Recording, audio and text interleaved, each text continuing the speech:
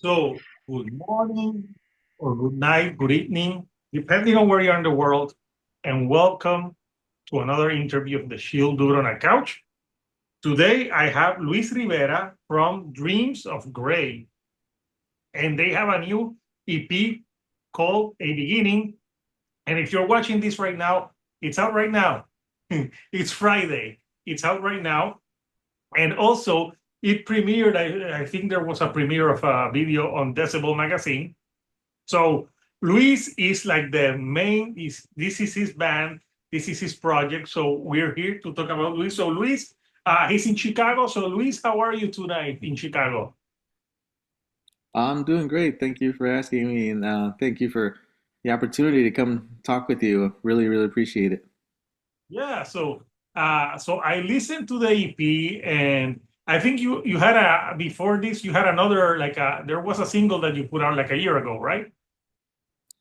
Yeah, so the first song from this EP was released about a year ago, Okay. and which is the song "A Beginning," and there was a bit of delay in getting the other two songs recorded, so that's where it was the delay. So it was the single last year, and now the full EP is going to be out on well today, September 5th. September the 5th tomorrow. Oh, today. So we are recording tomorrow. It's Thursday, but you're watching now in Friday. The future. So Luis, talk about like these three songs are vastly different. So I'm like, yeah, I was wondering which like what influence would you have? So first of all, talk to me about you like what bands got you into metal and rock. Oh, sure. Yeah. So I started listening to metal rock, hard rock when I was young, maybe like, sometime around the time I was 11, 12 years old. So my uncles, my family's from Mexico. I was born here in Chicago, but my aunts, a lot of my aunts, uncles, my mom's side of the family really liked rock and metal. And they all, they listened to Metallica, Iron Maiden, AC/DC, um, Kiss. So Luis, tell me a little bit about your influences, man. Yeah, so like I mean, I was telling you, my family, they got me into rock and metal. My uncles, aunts on my mom's side, and first they got me into some of this was like the late '80s. So yeah, got me listening to like Metallica. Then I kind of jumped from that into I was Iron Maiden, classic metal bands, Iron Maiden, Judas Priest, Black Sabbath. And then and once I started discovering thrash and Metallica and stuff, I jumped onto Slayer, and from Slayer I really gravitated to heavier stuff. Started listening to death metal. Morbid Angel was big one for me. I really um, liked their music a lot, and actually I learned to do my heavy vocals, my growling vocals, basically singing along to Morbid Angel albums. That's how I learned to do my aggressive vocals, and uh, and so yeah, it was just that. So it was big for me, and then of course I thought like death, Opeth, melodic death metal too, coming out at the gates, or early in flames, dark tranquility. Um, the doom stuff like Paradise Lost and melodic bands like Amorphous, all that stuff. I loved as well as other you know music as well. But yeah, those are like some I guess some of my biggest influences. It's basically like death metal, melodic death metal, doom. Um, all these things were um, big on me. I mean, my favorite bands probably just this day. Some of my favorite bands are still like Opeth and Morbid Angel still, and so yeah, so with Dreams of Grey, it's there's a lot of different elements, but when I write music, I'm not necessarily trying to sound like either one of them. It's just kind of I think all those influences kind of have just sunk in. So when I start writing music, start writing riffs, like ideas, I think they all kind of little bits of all those things just kind of come out, and end up in the songs and the melodies, and yeah, and it's just basically music that I enjoy. Um, that I enjoy putting together and recording, and music that I want to listen to. I always said, like, I want to just write music that I would enjoy listening to, even if nobody else hears it or likes it. It's just music that I enjoy playing and enjoy listening to. So, how did this project started? Yeah. So I was playing in another band, and I still play with them too. It's a band in Chicago called Abolisher. It's more like progressive death and thrash metal. And I played with them when I was younger. And like I said, I still play with them. And we're hoping to play a show here or there. But yeah, I started playing with them when I was like 17, 18 years old, and that's how I really got became a guitar player, became a vocalist, and then I kind of had to take a back. Had that music unfortunately had to take a little bit of a backseat as I eventually switched careers. I went to medical school, and so while I was in medical school and residency, I wasn't able to play as regularly, unfortunately, and so that I wasn't able to play as frequently with Abolisher. So, but I still kept playing. When the time I could find to play, I would play, and of course, always listening to music and coming up with ideas. So, Then after I graduated, what's that? are you a metal doctor? I guess so. Metal. So funny. I guess so. So, The so MD someone stands for. I'll prescribe a little bit of death with a hint of testament. There There you go. you go. What you need. So you don't forget about the medications. Awesome. So that's cool that you are a doctor that on the side plays metal. Do the people that you work with know that you have that metal side to you?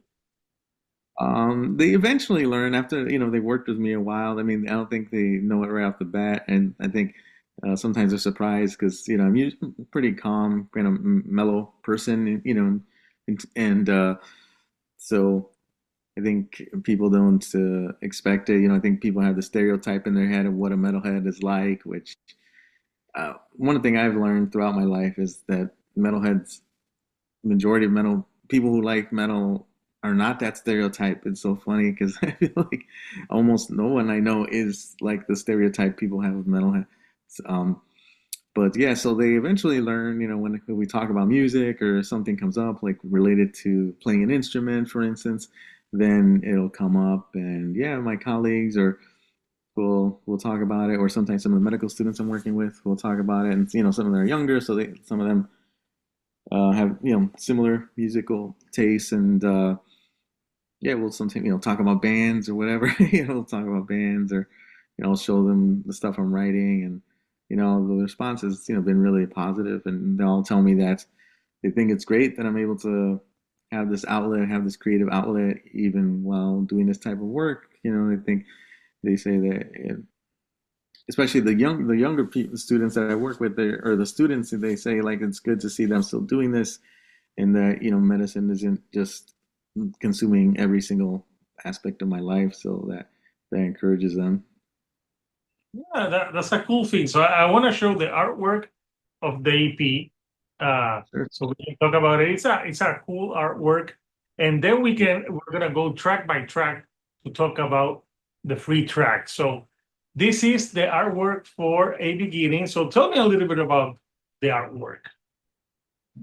Yeah, no, I really really like the artwork, and I I use the same artist that I used for the first Dreams of Great EP called The World After, and it's an artist from Greece named Athena, um, and yeah, I just gave her some lyrics and for some of the songs I was working on, gave her some like ideas, like the themes of the lyrics, and she put together a few images.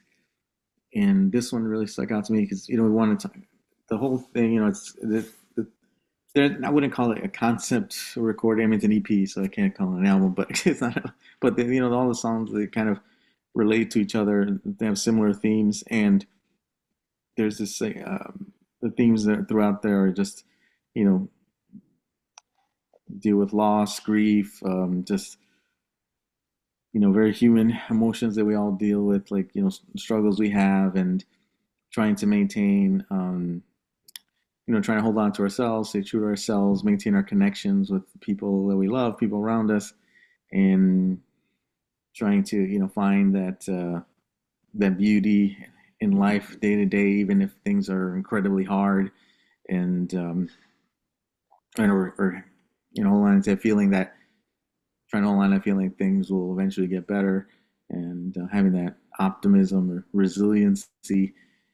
So that's those are the kind of things I talked to her about, and she came up with this picture. So it's kind of like you see the color, you see the branches, kind of like dying branches, but then kind of like a mirror, and kind of poking through the mirror, there's these beautiful flowers, and kind of poking through. So that's kind of what that symbolized. Like, okay, there's kind of this idea, like things can be dark for a time and really challenging, but that's not all life is, and that all life will be. That we, there are other moments, and that we can appreciate and look forward to, and hopefully that gives us some strength. Yeah, and it looks good. So yeah, it's pretty awesome, and it goes with the with the music. So yeah, I'm guessing that your day job as a doctor, does that influence some of your lyrics? Not not directly. I would say. I mean, I think the time of work I do. I mean, I think it is kind of, I guess, heavy work at time. Well, it is heavy work, as you're dealing with people who are sick. I mean, also do just preventive health things too, but in general, a lot in dealing with a lot of people with chronic medical conditions. Some of them are really sick, some of them are healthier, but yes, a lot of people with, like, who also have anxiety or depression, and yeah, so it does take a certain toll on you, but it's but so I guess dealing with those kind of heavy things on a day-to-day basis, I mean, maybe it does kind of seep its kind of make its way through, but I guess maybe not in a conscious way. I mean, I think music has always been just an outlet for me, like just very cathartic. It's always helped me get through some hard times. And then as far as the lyrics for the last EP and this EP, it's not explicitly, um, I guess, written out, but a lot of these lyrics were, well, they were directly influenced from some things that happened in my life. Yeah, unfortunately, I lost my immediate family um, shortly after graduating residency. So my younger brother passed away, and then in 2020, both of my parents passed away about 2 weeks apart from each other. And it was just a very challenging time. And then it was during the height of the pandemic, and so very isolating. Like, people were isolated, and very hard to connect with others. And so I think more lyrically, I think that's where I think a lot of the um, influences came from, or just those experiences, managing those times, those really difficult times, and trying to process those losses, and trying to, um, yeah, take care of myself, take care of people around me, and you know, so that's really where I think was kind of the main inspiration of the first two recordings. I think from dealing with all of those experiences and challenges. Are you talking about a beginning and beyond the sky?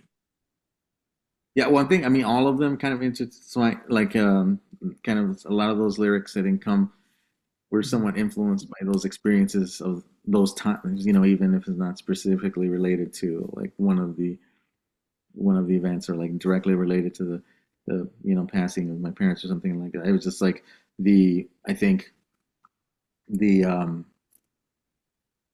just navigating that time, and getting through those just really kind of influenced the writing of all these lyrics.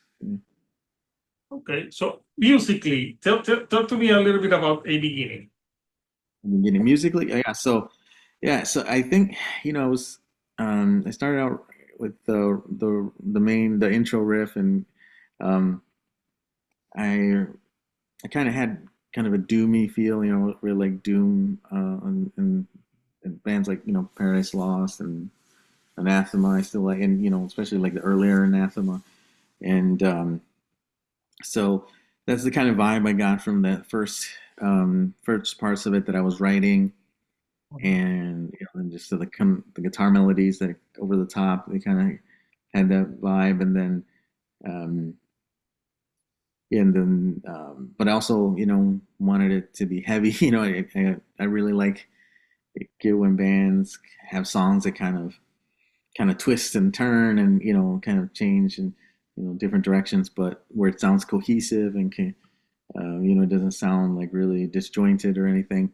So yeah, so then I came up, I had some of these other riffs that were a little more thrashy, heavier, kind of more death metal sounding, and yeah, and then I thought, to me, they went together perfectly, and I thought they fit really well with the lyrics that I was writing.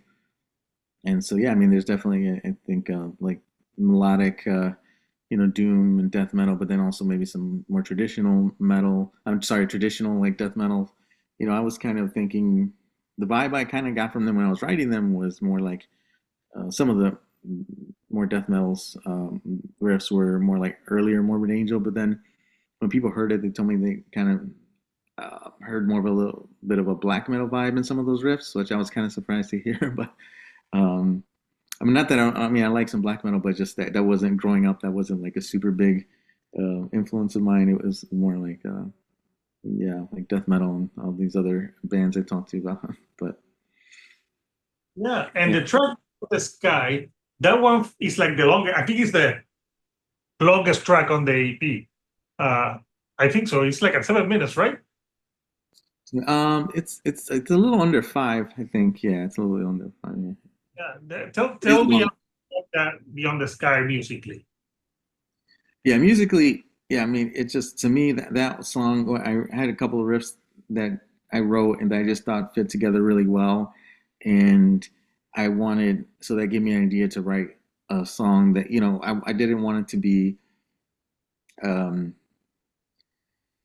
I guess, totally straightforward necessarily, but I wanted it to be just like a really energetic song from beginning to end.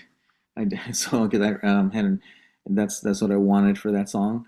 So I start out with the riffs that are a little more thrashy. I mean, um, to me, they kind of remind me more of like um, 80s or 90s thrash, some of those riffs. But the people tell me that it sounds a little more like death metal. I'm not sure.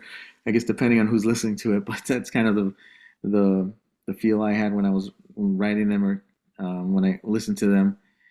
But then the verses and the chorus are definitely more like melodic death metal, maybe bordering on power metal esque. I don't know what I don't have a power metal voice at all, but I mean, or more traditional metal type um, riffs for the verses and the chorus.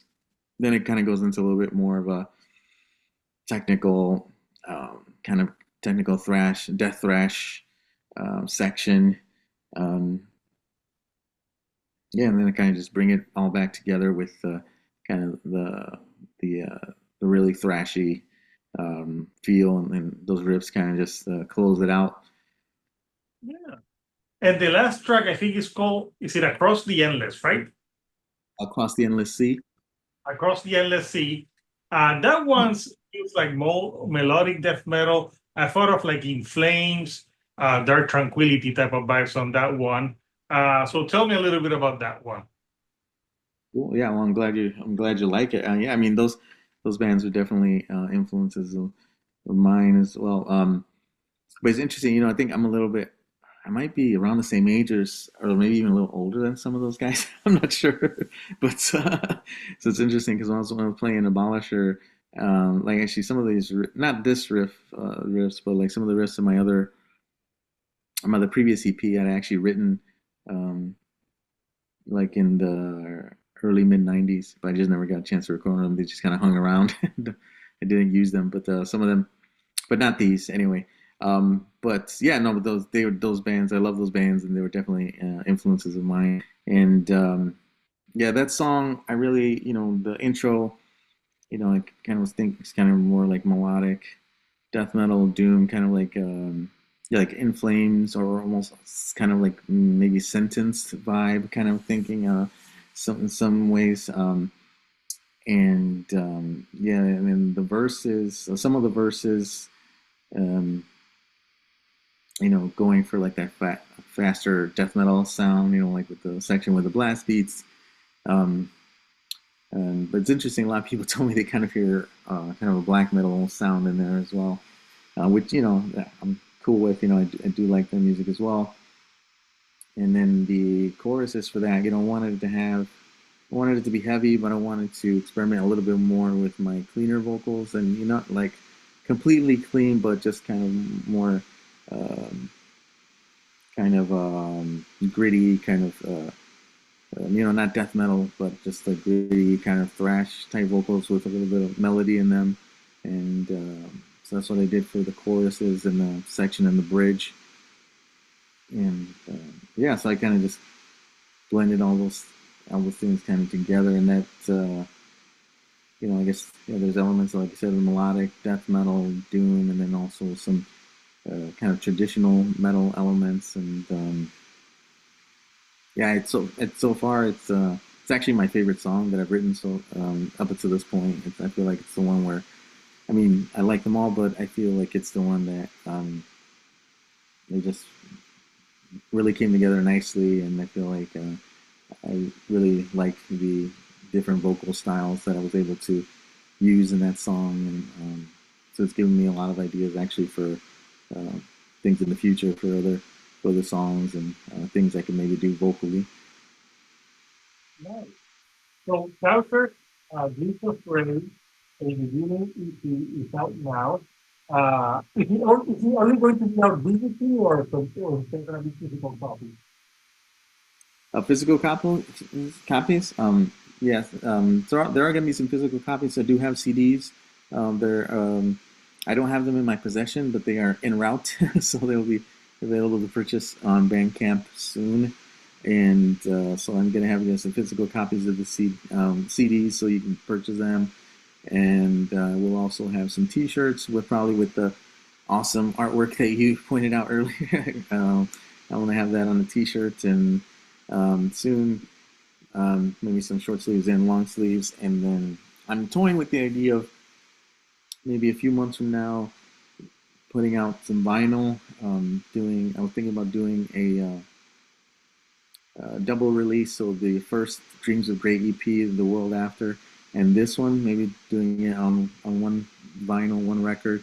So like one side will have one of the EPs, the other side will have the other EP. So toying with that idea. A lot of people told me to think, that they would be interested in having something like that. So looking into it, but unfortunately, vinyl is really expensive to press. I did not realize it's quite more expensive than CDs, for example.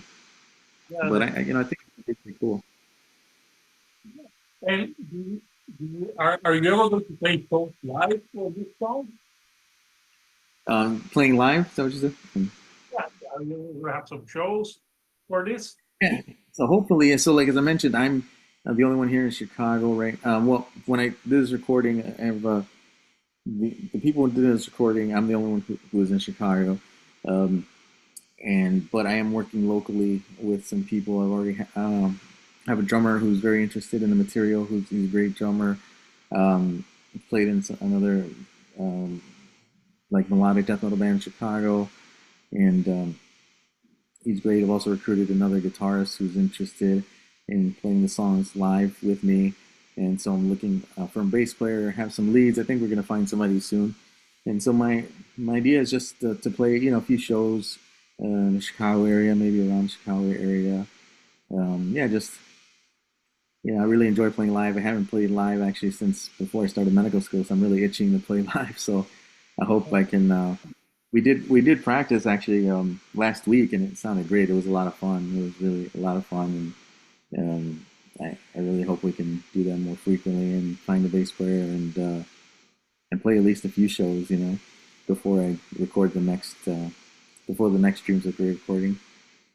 Awesome. So, Luis, before I let you go, anything you'd like to say to the people before we go?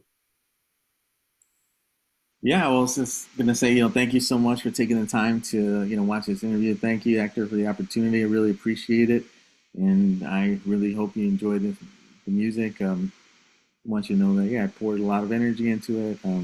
Both EPs and this, this culmination of, probably 6, 7 years of work for me. It's really a lot of hard work, and I hope you like it. Just something that I think is thoughtful, and I think um, the music is very memorable, and I think appeals to a lot will appeal to a lot of people who like heavy music. Um, so yeah, check it out, and if you're in Chicago area, keep an eye out. Hopefully, we'll play some shows soon. But yeah, thank you so much, and hopefully, I'll have some new recordings for you to listen to the not so distant future. Awesome. So, Luis, I want to thank you for taking some time of your night to chat with me. So, Couchers, Dreams of Grey, the EP-A Beginning is out now. Then go stream it and follow Luis Dreams of Grey on Instagram and the social so you know when the physical copies are coming. So, until next time, Couchers, it's Hector, the Shield Dude on a Couch, and I'll see you all right here on the couch. Thank you and goodbye.